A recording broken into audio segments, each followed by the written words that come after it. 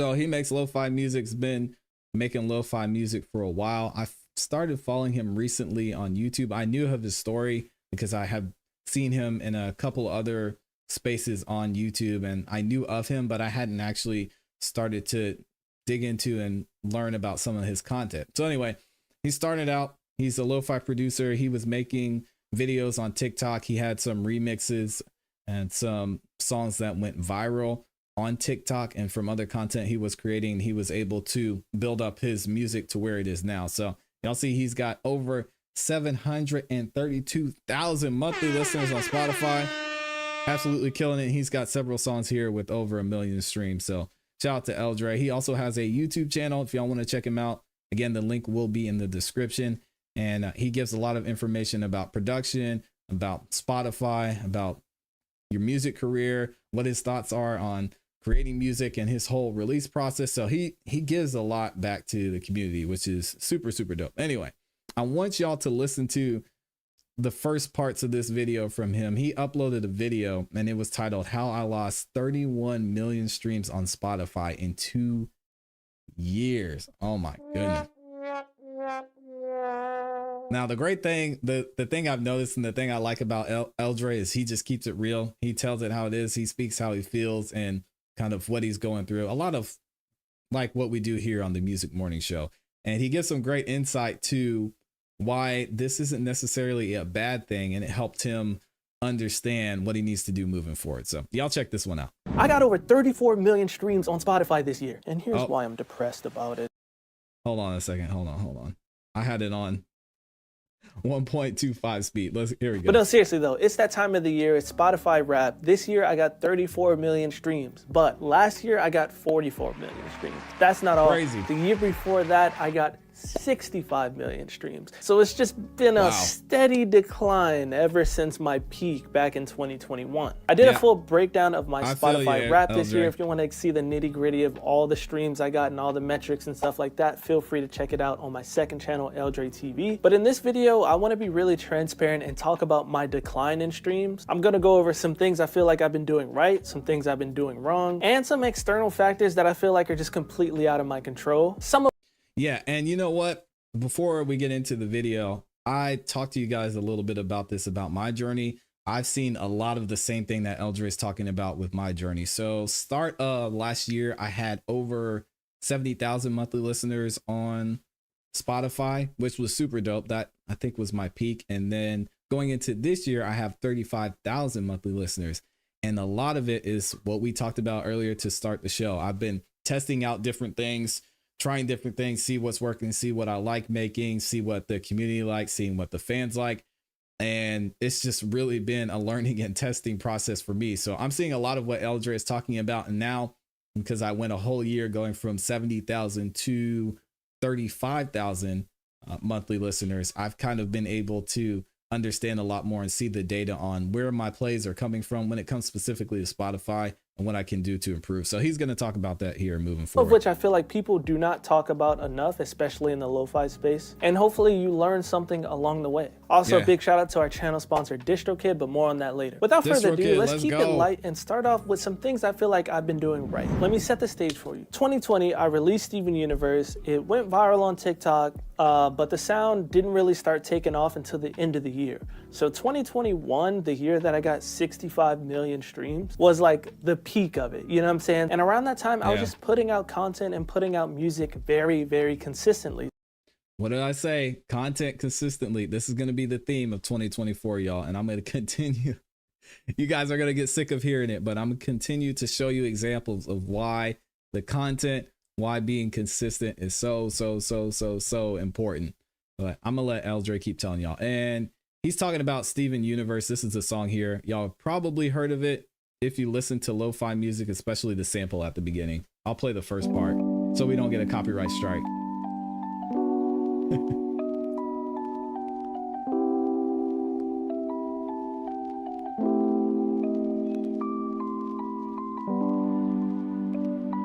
Yeah, so y'all go check him out.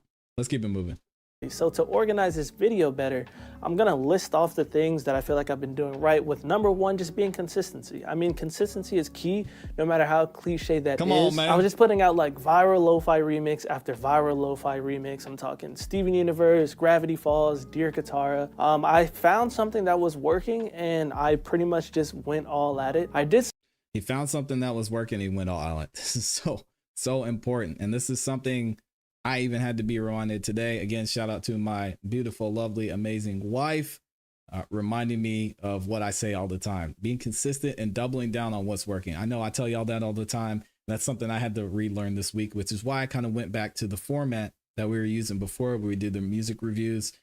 Mixing and mastering is because that's what y'all are here for. That's what y'all like to hear. And then we're adding some new items in at the end of the show. If it works, we might even separate that depending on what happens going on down the road. But it's just honing in and understanding and focusing in on what's working and doubling down on it is so powerful, man.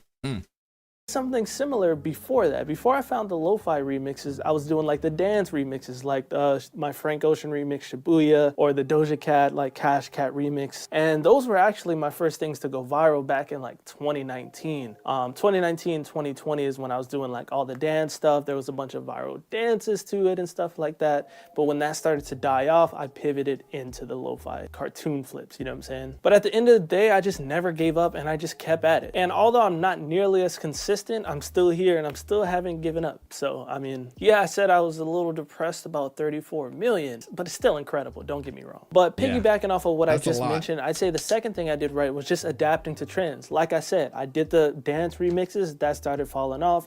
So I did the lo-fi remixes. And then when the lo-fi remixes started falling off a bit, I started doing like different type of lo-fi remixes. Like another one that went viral was my Billie Eilish one. It was called Everything I Wanted. And then I also pivoted. Yeah, and that's an important one thing too with trends. You guys can find different ways to use trends in your music and your content that will benefit you.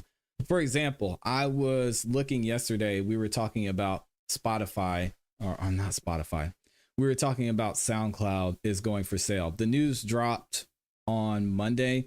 I talked about it yesterday, and I'm actually dropping a clip of the video from yesterday this afternoon. Why? Because it's trending, because people are talking about it. And I even went to search on YouTube and I can't find any videos with anyone talking about SoundCloud being sold. So that could mean one of two things. Either nobody cares about SoundCloud being sold, which might be the case, or this could be an opportunity for me to maybe have a video that goes viral and reaches more people than it usually does and bring them in. And that's kind of how you guys can start to think about content when it comes to creating content or making music for your listeners, whether that's you see something interesting, maybe, I don't know, on a YouTube short or an Instagram reel or even on TikTok. And you're like, man, I think it would be cool to do something using that idea, but in music. And don't be afraid to find inspiration from things that are either in pop culture or something that you see that you liked on TikTok, because it really can help move your brand